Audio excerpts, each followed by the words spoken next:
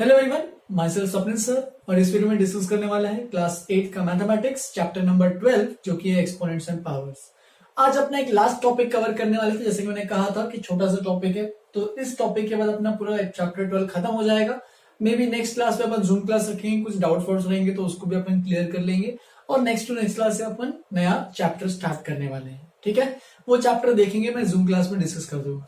तो इस चैप्टर का सबसे अभी तक लास्ट पार्ट बचा है, जो कि वो भी एक इंपॉर्टेंट टॉपिक है, जो कि आगे फिजिक्स में भी यूज होगा, तुम्हें केमिस्ट्री में भी यूज होगा, मैथ्स में तो यूज होना ही है क्योंकि मैथमेटिक्स का ही टॉपिक है एक इंपॉर्टेंट। ठीक है, तो इस टॉपिक में क्या करने वाले हैं हम लोग, करने वाले हैं दो लार्ज नंबर्स या फिर दो स्मॉल नंबर्स को कंपेयर कैसे करेंगे। ठीक है, जैसे कि उसने देखो क्वेश्चन में यहाँ पे एक एग्जांपल से मैं स्टार्ट कर रहा हूँ, एग्जांपल से समझ में आएगा। जैसे कि यहाँ पे डायमीटर ऑफ अर्थ की बात कर रहे हैं, देखो इतना बड़ा डायमीटर ऑफ अर्थ है। डायमीटर ऑफ सन की बात करें, इतना बड़ा डायमीटर ऑफ सन है। तो ये सारी चीजें होंगी, बात करेंगे कि बड़े बड़े यूनिवर्स में मतलब इतने इतने दूरी पे है कि अर्थ और प्लूटो या फिर अर्थ और नेपट्टून के बीच में कितना डिस्टेंस है। तो ये जो भी वैल्यूज होते हैं वो सब बड़े बड़े वैल्यूज होते हैं, राइट। तो उसको ऐसे दो नंबर्स को कंपेयर करने का तरीका कैसे है, तो वो मैं आज सिखाने वाला हूँ इस टॉपिक में। इसके पहले तुम्हारा वो जो स्टैंडर्ड फॉर्म जो एक्सप्रेस करते थे अपने साइंटिफिक नोटेशन, जो मैंने लास्ट क्लास में एक्सप्लेन किया था, वो अच्छे से सबको आना ही चाहिए। क्योंकि अगर वो नहीं आ रहा है तो मैं रिकमेंड करता हूँ कि वापस से पुराना वीडियो देखो, उसमें और कोई दिक्कत जाए तो मुझे इन्फॉर्म करो, और अगर वो आ रहा है तो अपन यहाँ पे इस टॉपिक में अच्छे से कर सकते हैं। ठीक है, तो वो बेस है इस टॉपिक का, वो आएगा तभी ये अच्छे से कर पाओगे। ठीक है, और of course exponents and powers के जो लॉस थे, स्टार्टिंग के जो 7 लॉस पड़े थे, वो भी आने ही चाहिए। ठीक है, तो 7 के 7 लॉस एक मैंने बताया था कि दीवार पे चिपका लो, अपने अच्छे से याद रखना है तुम्हें, वो जो 7 लॉस ऑफ एक्सपोनेंट्स। ठीक है, स्टार्ट करते हैं। एग्जाम्पल से मैंने यहाँ पे स्टार्ट किया है, तो एग्जाम्पल से देखते हैं। The diameter of earth is approximately, देखो अब यहाँ पे मैंने कुछ नंबर्स लिखे हैं, बहुत बड़ा सा एक नंबर है, क्या है देख लेते हैं। तो ये है 1,40,00,000 के आसपास, इतना बड़ा एक नंबर है। 1,40,00,000 मीटर्स, इतना डायमीटर ऑफ अर्थ है। डायमीटर ऑफ अर्थ सबको डायमीटर तो पता ही होगा, डायमीटर का मतलब क्या होता है, सर्कल के सबसे जो एंड पॉइंट्स होते हैं और वो जो सेंटर से पास कर रहे हैं उसको बोलते हैं डायमीटर। एंड डायमीटर ऑफ अर्थ का मतलब जैसे कि एक स्फीयर है अर्थ, तो इस एक एंड पॉइंट से लेकर एग्जैक्टली उसके करस्पॉन्डिंगली अपोजिट अगर एंड पॉइंट देखेंगे तो वो डायमीटर कितना बड़ा है। बट ऑब्वियस सन का डायमीटर अर्थ से ज्यादा होगा बड़ा, क्योंकि सन थोड़ा बड़ा ही है और अर्थ छोटा सा है। ठीक है, तो देख सकते हो यहाँ पे डायमीटर ऑफ अर्थ जो कि निकाला हुआ है यूजिंग साइंटिफिक मेथड्स पहले भी। ठीक है, हमारे पास वो सब निकालने का तरीका है, लेकिन अभी तुम्हें उससे कंसर्न बिल्कुल नहीं है। अभी बस अप्रोक्सीमेटली तुम्हें पता है कि डायमीटर ऑफ सन 1,40,000 नहीं 1,40,00,000 दिया हुआ है। एंड सिमिलरली डायमीटर ऑफ सन भी दिया हुआ है अप्रोक्सीमेटली, ये भी, ये कितना दिया हुआ है, तो ये है, तो ये हो गया 140 करोड़ मीटर। तो देख सकते हो बहुत बड़ा है डायमीटर ऑफ सन और डायमीटर ऑफ अर्थ छोटा है एज कंपेयर टू सन, होना भी चाहिए। Obtain the ratio of the diameter of sun to the diameter of earth. तो उसने पूछा है, आंसर में क्या पूछ रहा है वो, डायमीटर ऑफ सन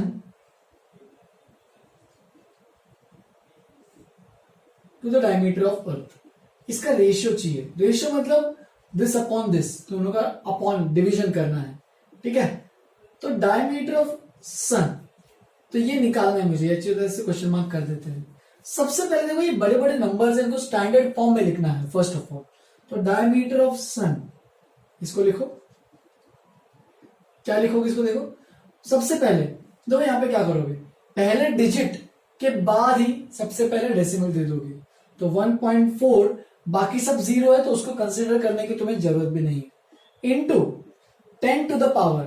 तो सोचो यहाँ पे अगर डेसिमल तो कितना आगे करना पड़ेगा, 1 2 3 4 5 6 7, तो 10 टू द पावर 7 मीटर्स। ये होपफुली सबको समझ में आया है। ये अगर समझ में आया है तो आगे बढ़ते हैं, नहीं समझ में आया तो मैं रिक्वेस्ट करता हूँ वापिस से पुराना वीडियो देखो, साइंटिफिक नोटेशन कैसे लिख रहे थे अपन। ठीक है, सबसे पहले हमेशा डेसिमल के पहले एक डिजिट होना चाहिए, बस डेसिमल के पहले कोई भी एक डिजिट हो, 110 से चलेगा। फिर डायमीटर ऑफ अर्थ भी निकालते हैं, डायमीटर ऑफ अर्थ।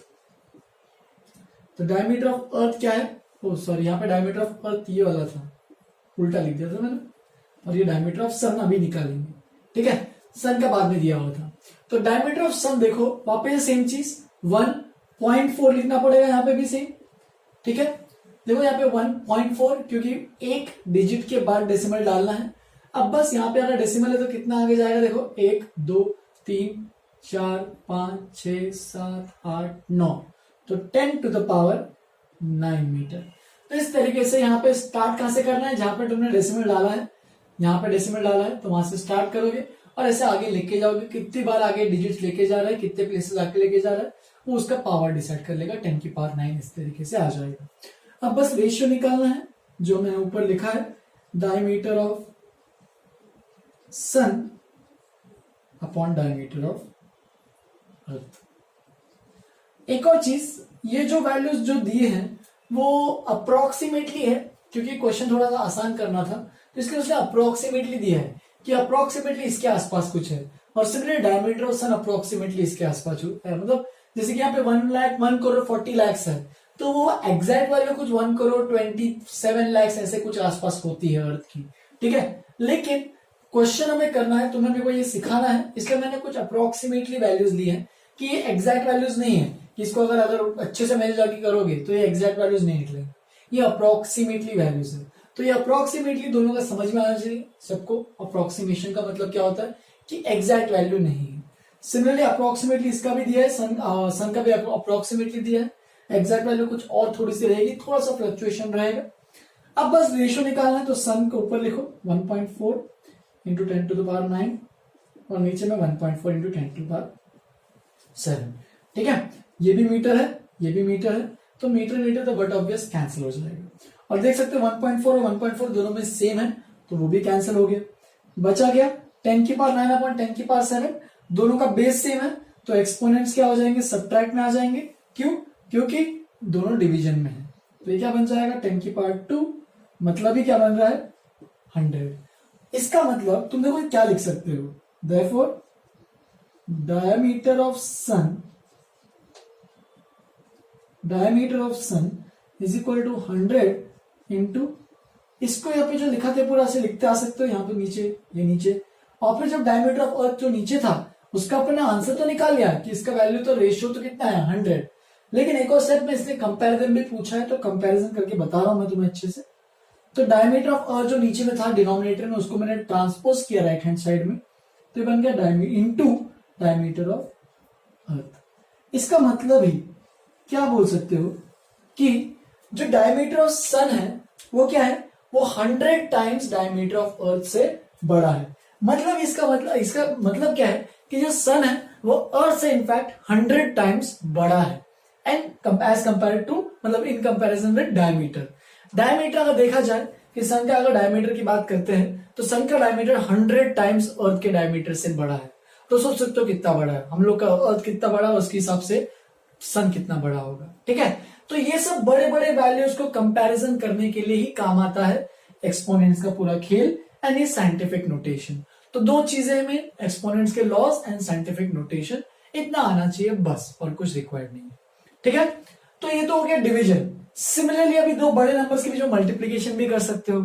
अब इंपॉर्टेंट क्या दिक्कत क्या जाती है कि एडिशन और सब्ट्रैक्शन दो बड़े नंबर्स के बीच में कैसे करें। कि सपोज इसको इससे सब्ट्रैक्ट करना होता, मान लो रेशियो की जगह उसने पूछा होता कि diameter of sun minus diameter of earth कितना आएगा, कि इसको इससे सब्ट्रैक्ट करेंगे तो कितना आएगा।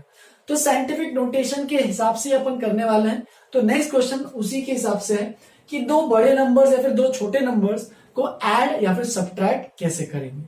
तो जो एग्जांपल 2 को देखो, एग्जांपल 2 में क्या है, ड्यूरिंग अ सोलर एक्लिप्स। तो ये तुम्हें अच्छी बात भी है, तुम्हें सोलर एक्लिप्स पता भी चलेगा, पता भी होगा, ज्योग्राफी जिसने लिया सबको पता ही होगा जो सोलर एक्लिप्स क्या होता है।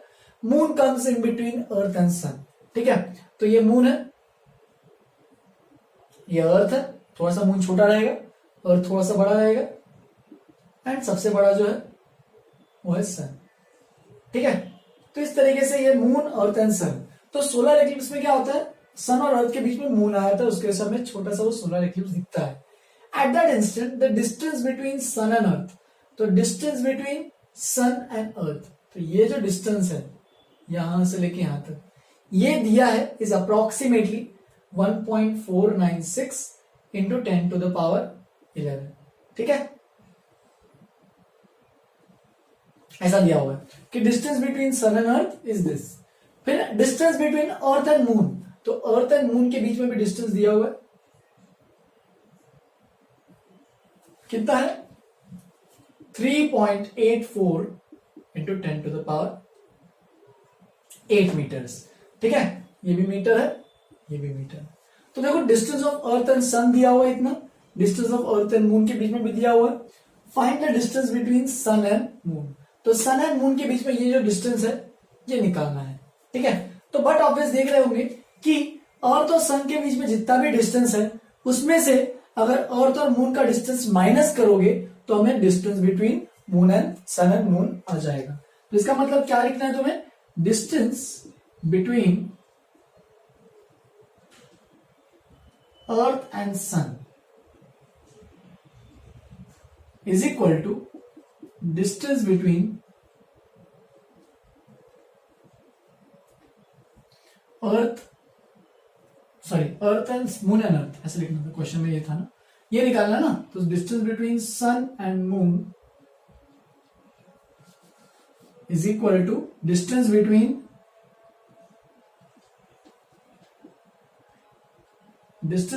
अर्थ and sun minus distance between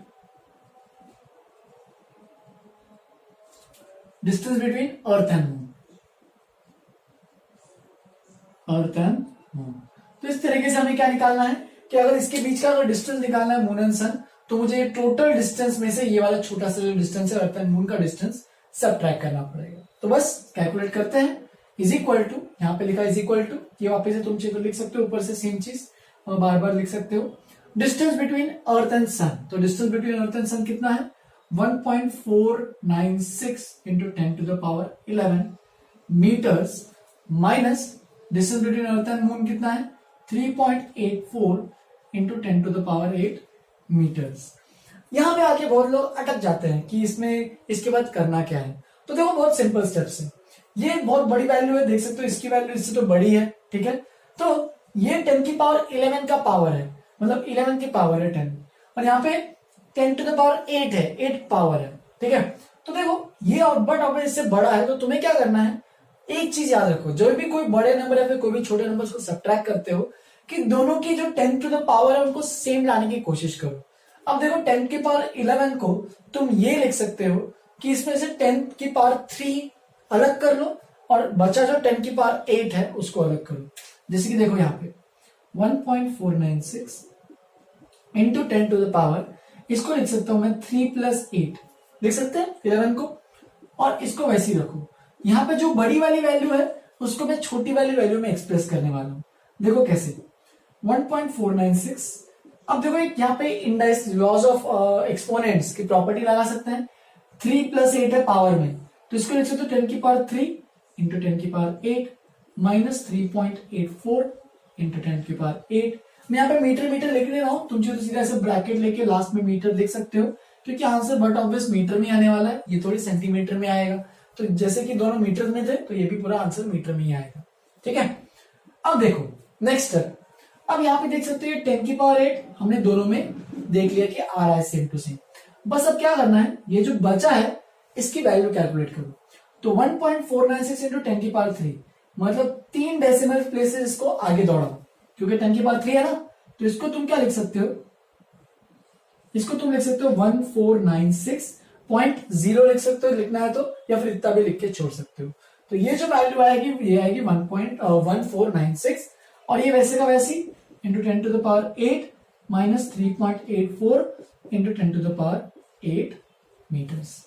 अब देख सकते हो एक और स्टेप लास्ट वाला कि यहाँ पे 10 की पावर 8 और 10 की पावर 8 कॉमन आ रहा है, तो तुम क्या लिख सकते हो इसको 1496 minus 3.84 into 10 to the power 8 metres, right. तो देख सकते हो यहाँ पे पूरा कहानी हो गया ऑलमोस्ट। बस क्या करना है अभी, इन दोनों चीजों को सब्ट्रैक्ट करना है, जो कि तुम्हें आता है अच्छे से। तो करो 1496.00 माइनस 3.84, अच्छे से दोनों डेसिमल्स को सब्ट्रैक्ट करो। ये 10, ठीक है, ये 10 और ये 9, ये 5, ठीक है। तो कैलकुलेट करो 10 माइनस 6, 10 माइनस 4 6, 9 माइनस 8 1, यहाँ पे डेसिमल है। 5 माइनस 3 कितना आ रहा है ये 2 और ये आ रहा है 9 4, तो 1492 next step is equal to 1492.16 into 10 to the power 8 metres. तो देख सकते हो इस तरीके से हमने निकाल लिया है, लेकिन अभी भी पूरा काम हुआ नहीं है। देखो क्या ये स्टैंडर्ड नोटेशन है क्या, जो आंसर लिखा है हमने, क्या ये स्टैंडर्ड नोटेशन है क्या? ये वाला तो देख के बिल्कुल लग रहा है कि स्टैंडर्ड है, लेकिन यहाँ पे देखो मैंने बताया था कि स्टैंडर्ड नोटेशन में यहाँ पे जो पहला जो वैल्यू है वो हमेशा 1 और 10 के बीच में रहना चाहिए। तो इसको क्या करोगे, इसको कैसे लिखोगे? तो इसको लिखोगे तुम लोग देखो इस तरीके से 1.49216, ये मैं देखो ऑटोमेटिक लेके आया कि यहाँ पे डेसिमल के पहले बस एक ही डिजिट होना चाहिए। यहाँ पे डेसिमल के पहले कितने थे? 4 डिजिट थे, यहाँ पे डेसिमल के पहले 1 डिजिट इनटू, अगर इसको मैंने पीछे लिया है तो यहाँ पे 10 की पावर क्या होना चाहिए? देखो कितना आगे लिया, 1.4 था ना, डेसिमल तो यहाँ पे था, तो 1 2 3 मतलब 10 टू द पावर 3। तो इसको मैंने इस तरीके से यहाँ पे लिख दिया है 10 टू द पावर 3, और एक और 10 टू द पावर 8 था ही पहले से, राइट। और फाइनली अगर लिखोगे तो ये बन जाएगा 1.49216 इंटू 10 टू द पावर, ये देखो 3 और यहाँ पे भी 10 टू द पावर 8 है, तो इन दोनों को जोड़ के क्या लिख सकते हो finally? 10 to the power 11 metres है, जिसका जो फाइनल आंसर है वो इस तरीके से तुम्हें लिखना है 1.49216 into 10 to the power 11 metres. तो जब भी दो बड़े चीजों को सब्ट्रैक्ट करना है, फिर दो छोटे चीजों को सब्ट्रैक्ट करना है, या फिर ऐड करना है दो बड़े चीजों या फिर दो छोटे चीजों को, याद रखना दोनों के एक एक्सपोनेंट जो सेम लेने हैं, ठीक है। दोनों के एक्सपोनेंट सेम बनाओ। कैसे सेम बनाओ? जो बड़ा वाला है उसमें से कुछ घटा के, और जो बच रहा है उसको पूरा कॉमन लो, और यहाँ पे जो बचा है उसको सब्ट्रैक्ट या फिर जो भी ऐड करना है उसके हिसाब से करना है। बस एक्सपोनेंट्स को सेम बनाना, इतना याद रखना। यहाँ पे 10 की पावर, बहुत लोग गलतियां क्या करते हैं कि 10 की पावर 11 यहाँ पे दिख रहा है माइनस 10 की पावर 8, तो यूजुअली क्या करते हैं 10 की पावर 11 माइनस 8 कर देते हैं, जो कि बिल्कुल घोर अनर्थ है, ठीक है। वैसे करना ही नहीं। 10 की पावर 11 माइनस 8 10 की पावर 3 बन जाएगा, जो कि पॉसिबल ही नहीं, ठीक है। तो इसलिए यहाँ पे ये जो माइनस कर रहे हैं, पावर्स को मत माइनस कर देना गलती से, बस पावर्स क्या लेना है, देखो ये एक्सपोनेंट्स सेम लो। यहाँ पे अगर 10 की पावर 8 है तो यहाँ पे भी 10 की पावर 8 बनाओ, और जो बच रहा है उसकी वैल्यू कैलकुलेट करो, और जो कॉमन एक्सपोनेंट आ रहा है उसको कॉमन लेके जो बच रहा है उसकी वैल्यू कैलकुलेट करके फाइनली साइंटिफिक नोटेशन में मार्क करो। बहुत लोग क्या होता है कि यहां तक भी आंसर लिख के छोड़ देते हैं, लेकिन उसने हमेशा आंसर साइंटिफिक नोटेशन में ही देना है। याद रखना, इसके बाद पूरा यहां तक खत्म करके ही आंसर दोगे। देखना हमेशा साइंटिफिक अपना आंसर जो है उसका डिजिट जो यहाँ पे सिंगल डिजिट मतलब डेसिमल के पहले 1 डिजिट आ रहा है या नहीं आ रहा है। अगर नहीं आ रहा है तो एक बार करना पड़ेगा, अगर आ रहा है तो उसको उतना छोड़ सकते हो, ठीक है। तो ये भी एक इंपॉर्टेंट क्वेश्चन है। ये जो स्टेप बाय स्टेप प्रोसीजर मैंने बताया ये बहुत ही इंपॉर्टेंट चीजें हैं, इसको अच्छे से करो। मैं और भी आज यहाँ पे डिस्कस करना चाहता था, लेकिन मैं आज यहीं पे खत्म कर रहा हूँ, क्योंकि बचे जो क्वेश्चंस है 2-3 और मेरे को क्वेश्चंस कराने हैं। टॉपिक तो से पूरा खत्म हो गया कि comparing very large numbers and very small numbers को कैसे कंपेयर करेंगे। और भी कुछ क्वेश्चंस है, मैं चाहता हूं कि हम लोग जूम क्लास में डिस्कस करें बैठ के आपस में, ताकि तुम लोग फेस टू फेस डाउट भी पूछ सकते हो, और कोई दिक्कत जा रही है अभी तक जितना भी टॉपिक पढ़ा है तब तक नेक्स्ट जूम क्लास से पहले तक मैं रिक्वेस्ट करता हूँ कि सबको जितना भी अभी तक जिसका अगर पेंडिंग बचा है तो वो भी फटाफट खत्म करो इस चैप्टर का, क्योंकि जूम क्लास में मैं तुम लोग से ही पूछने वाला हूँ फिर क्वेश्चंस, ठीक है। तुम लोग को ही सॉल्व करूंगा 1 by 1, सबको भी नहीं, ठीक है। एक को बुला बुला के सॉल्व कराऊंगा, तो याद रखना तुमको सबको अच्छे से आना चाहिए, ठीक है। चलो फिर यहीं पे खत्म करते हैं। Have a good day, enjoy.